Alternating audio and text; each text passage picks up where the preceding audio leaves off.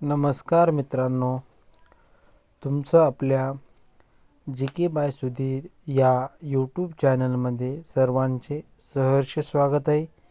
मित्रांनो, तुम्ही आपल्या चॅनलवर नवीन असाल तर आपल्या चॅनलला लाईक करा आणि सबस्क्राईब पण करा. चला तर मित्रांनो, आज आपण मुंबई उच्च न्यायालय मुंबई शिपाई हमाल फराज तसेच क्लर्कसाठी आज आपण क्वेश्चन पेपर घेतलेला आहे. मित्रांनो, हा जो क्वेश्चन पेपर आहे शिपाई पदासाठी दिनांक 5/5/2024 रोजी झालेला आहे. मित्रांनो, त्याचा आपण आज पूर्णतः प्रश्नपत्रिका सोडण्याचा प्रयत्न करणार आहोत मित्रांनो. आणि मित्रांनो, कोणत्या टॉपिकला जास्त वेटेज आहे आणि कोणत्या विषयाला पण वेटेज जास्त आहे ते पण आपण आज पाहणार आहोत मित्रांनो. तर मित्रांनो, उशीर न करता आपण प्रश्नाकडे वळू. मित्रांनो, एड्स हा रोग कशामुळे होतो? तर मित्रांनो, एड्स हा जर आपला जो ऑप्शन 2 हे उत्तर बरोबर आहे, कारण की एड्स हा रोग विषाणूमुळे होतो. प्रश्न आपला दुसरा, हाडाच्या निकोप वाढीसाठी कोणत्या व्हिटॅमिनची आवश्यकता असते? तर मित्रांनो, याचं उत्तर आहे आपलं option vitamin A, option D, option vitamin B आणि ऑप्शन 4 व्हिटॅमिन सी. तर मित्रांनो, कारण की आपल्या जे काही हाडाच्या वाढीसाठी आपल्याला व्हिटॅमिन डीची आवश्यकता असते. मित्रांनो, व्हिटॅमिन डी हे सकाळी जो सूर्यप्रकाश पडतो आणि त्या सकाळच्या कोवळ्या उन्हातून आपल्याला व्हिटॅमिन डी हे प्राप्त होतं. प्रश्न तिसरा आपला, कोणत्या राज्यात सर्वात जास्त हत्ती आढळतात? Option 1 Kerala, option 2 Tamil Nadu, option 3 Uttar Pradesh आणि ऑप्शन 4 कर्नाटक. तर मित्रांनो, ह्याचं योग्य उत्तर आहे आपलं तामिळनाडू, कारण की तामिळनाडू या राज्यामध्ये सर्वात जास्त हत्ती आढळतात. आपला प्रश्न चौथा, मौर्य समाजाची स्थापना कोणी केली? Option A Ashok, option 2 Maharshi Karve, option 3 Gopal Deshmukh, option 4 यापैकी नाही. तर मित्रांनो, ह्याचं योग्य उत्तर आहे ऑप्शन 4 यापैकी नाही. परंतु मौर्य समाजाची स्थापना ही चंद्रगुप्त मौर्य यांनी केली होती. परंतु प्रश्न चौथ्याचं उत्तर आहे यापैकी नाही. तर प्रश्न पाचवा, इन्सुलिनच्या कमतरतेमुळे कोणता रोग होतो? ऑप्शन 1 नाईट ब्लाइंडनेस, ऑप्शन 2 फुफ्फुसाचे आजार, ऑप्शन 3 स्वादुपिंडाचे आजार आणि ऑप्शन 4 मधुमेह. तर मित्रांनो, आपलं योग्य उत्तर आहे ऑप्शन 4 मधुमेह. ज्या लोकांना मधुमेह शुगरचा आजार असतो त्यांना इन्सुलिन हे त्यांना त्यांच्या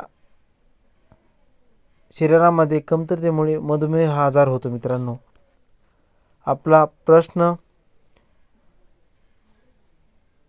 6, विजेच्या दिव्यात कोणत्या धातूची तार वापरतात? तर मित्रांनो, जे काय विजेचे धातू असतो मित्रांनो, आपले option 1 aluminium, option 2 silver, option 3 tungsten आणि ऑप्शन 4 मॅग्नीज. तर मित्रांनो, हे जे योग्य उत्तर आहे टंगस्टन. आपला प्रश्न 7, मादक पदार्थ सेवन केल्यानंतर प्रामुख्याने कोणत्या घातक परिणाम होतो? मादक पदार्थ सेवन केल्यानंतर प्रामुख्याने कशावर घातक परिणाम होतो? ऑप्शन 1 पचन संस्था, ऑप्शन 2 उत्सर्जन संस्था, ऑप्शन 3 रक्ताभिसरण संस्था आणि ऑप्शन 4 मज्जासंस्था. तर मित्रांनो, हे जे योग्य उत्तर आहे ऑप्शन 4 मज्जासंस्था. आपला प्रश्न 8, शरीराचा तोल सांभाळण्याचे काम कोणाकडून केले जाते? ऑप्शन 1 लहान मेंदू, ऑप्शन 2 मोठा मेंदू आणि ऑप्शन 3 चेतातंतू आणि ऑप्शन 4 पाय. तर मित्रांनो ह्याचं योग्य उत्तर आहे मित्रांनो लहान मेंदू. लहान मेंदू जो आपलं शरीराचा तोल सांभाळण्याचं काम हे लहान मेंदू करतो. प्रश्न 9 चवदार तळे सत्याग्रह कोठे झाला?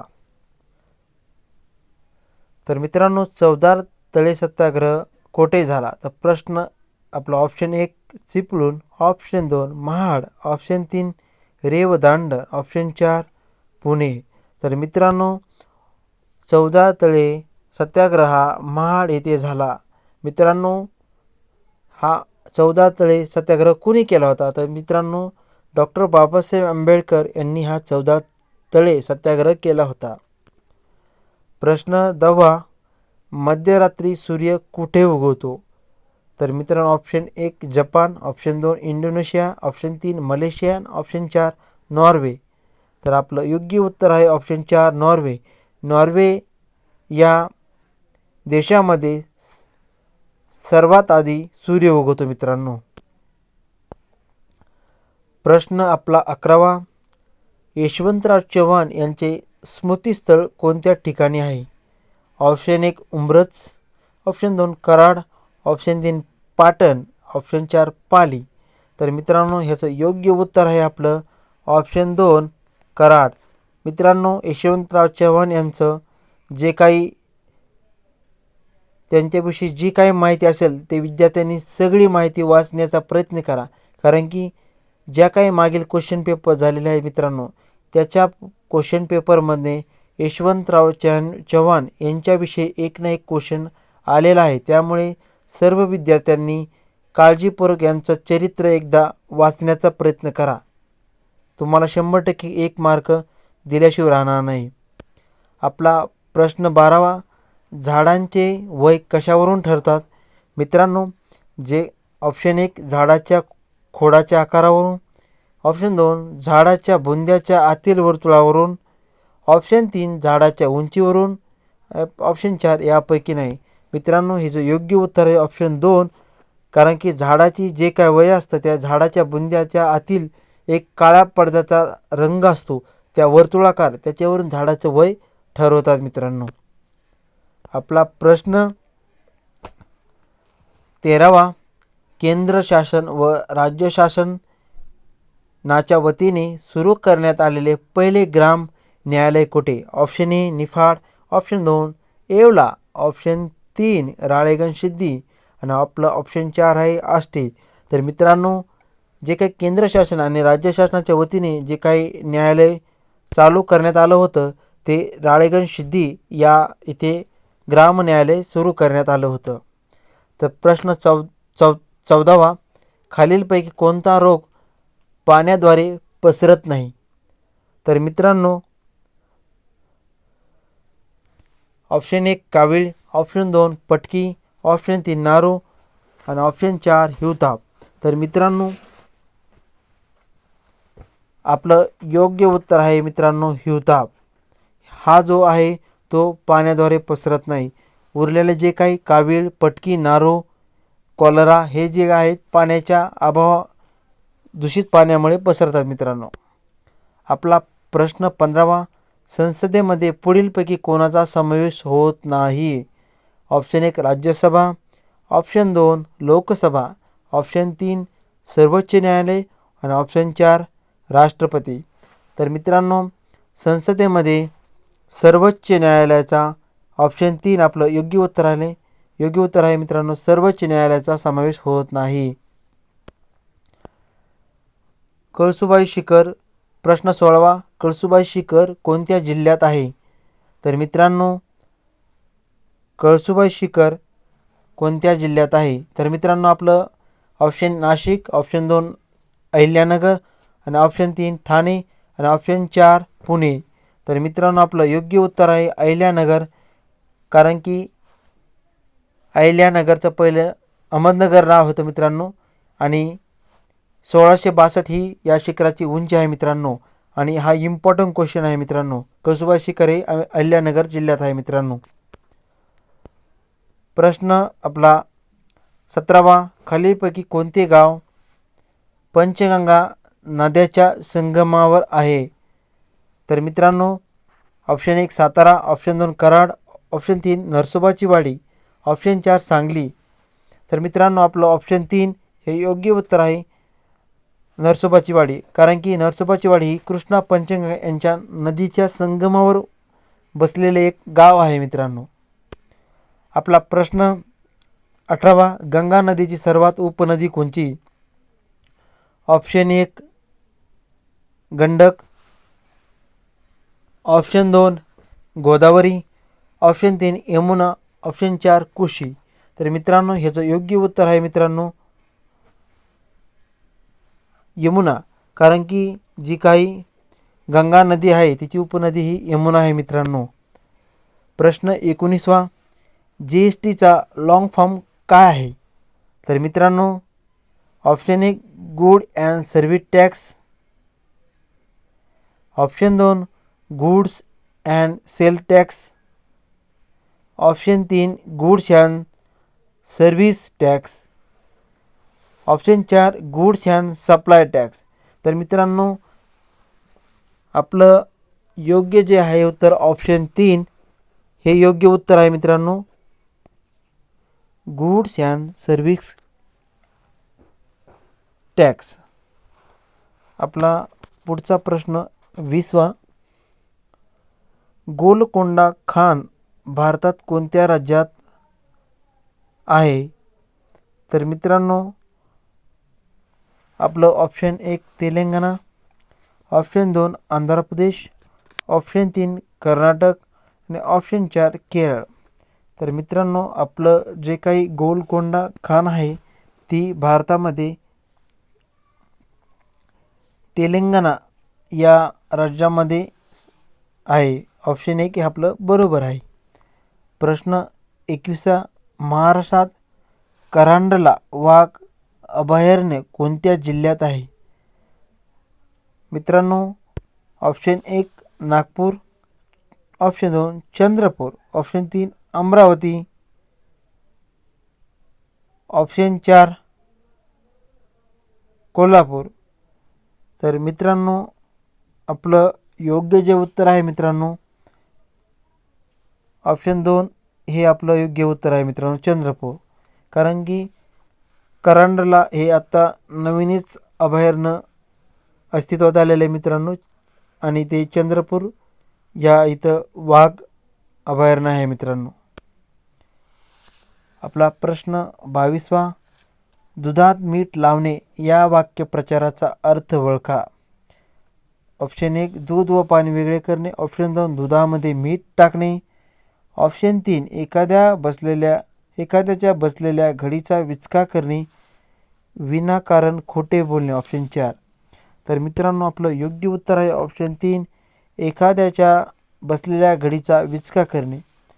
मित्रांनो एखादं काम आपलं चांगलं चाललं आहे आणि ते वेगळ्या प्रकारे त्यात काहीतरी अडथळा निर्माण करणे म्हणजे त्यात दुधात मीठ घालणे असं होतं मित्रांनो.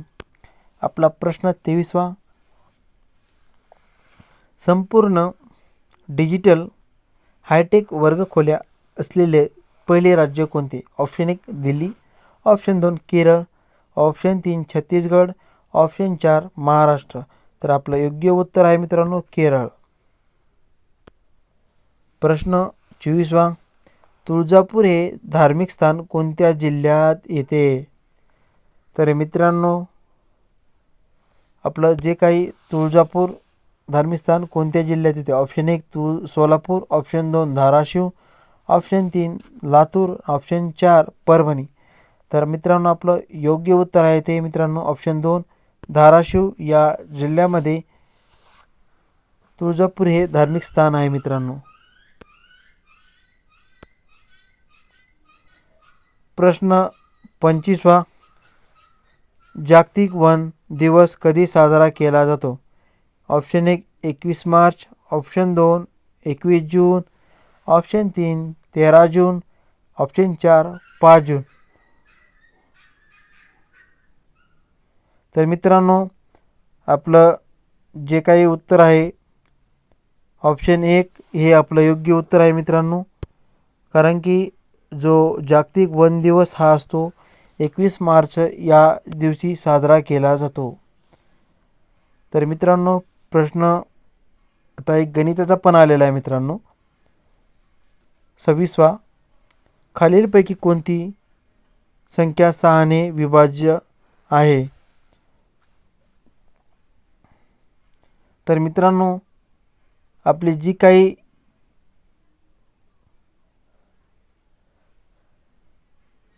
आपले ऑप्शन आहेत मित्रांनो 146, ऑप्शन 2 150, ऑप्शन 3 166 आणि ऑप्शन 4 196. मित्रांनो आपली 6ची कसोटी काय आहे मित्रांनो.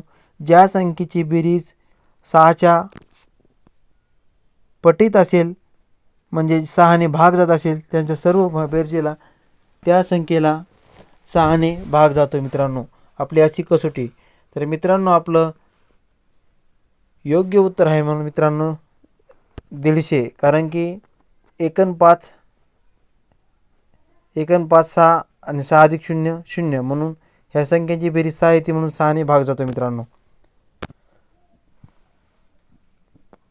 प्रश्न आपला 27वा पत्रकार या शब्दाचे स्त्रीलिंगी रूप ओळखा.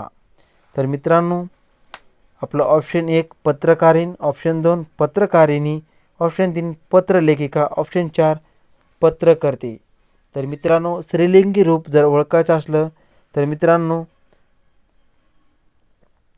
त्याला प्रत्यय हा ती लागतो म्हणून आपलं ऑप्शन 4